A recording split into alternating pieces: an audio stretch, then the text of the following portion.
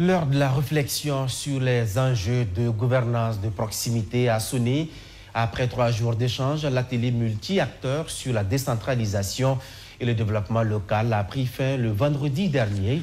Autorités étatiques, collectivités territoriales, sociétés civiles et partenaires techniques étaient réunis autour d'un même objectif, celui de renforcer les bases du développement local. Plus de détails avec Alicia Zongo, Latifatou Zongrana, Bamori Traoré et Maxime Ilboudo.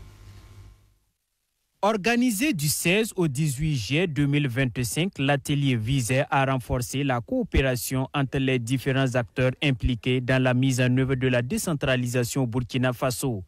Face aux défis multiples, sécurité, gouvernance locale, mobilisation des ressources, les participants ont souligné l'urgence de revitaliser les politiques publiques locales en s'appuyant sur les compétences, la proximité et l'expertise de la société civile. L'occasion est belle, l'occasion est bonne pour dire quel avenir réservé à la décentralisation. C'est pour ça que j'ai dit que je fais partie de ceux qui ont servi, moi comme petit artisan, d'une décentralisation clonée, une décentralisation à l'occidental clonée, photocopiée ou copie conforme. De ce point de vue, nous avons plus ou moins obtenu des enseignements, des leçons à tirer. Nous avons surtout appris qu'une décentralisation qui n'est pas citoyenne, elle est ratée d'avance.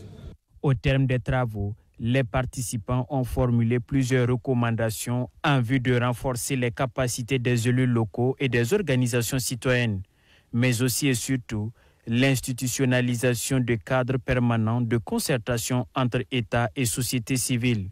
De façon concrète, ce que nous demandons à l'État, c'est d'abord de voir dans quelle mesure on peut d'abord permettre aux collectivités d'avoir les capacités techniques pour pouvoir donc gérer les problèmes donc de délivrance des services publics locaux tels que l'éducation, la santé, l'eau potable et assainissement. Ça, c'est les premiers éléments, les services essentiels donc, que la population en tout cas demande, mais aussi contribuer au développement des économies locales qui puissent porter en tout cas des recettes et des ressources pour soutenir l'action publique locale, à même donc de rehausser et de contribuer donc à un développement assez important de ces collectivités.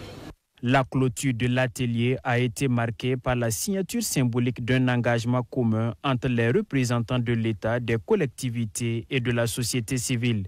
Cette déclaration d'intention acte la volonté de poursuivre le dialogue et de travailler ensemble à la réussite de la décentralisation, facteur de développement durable et de résilience entre les communautés locales.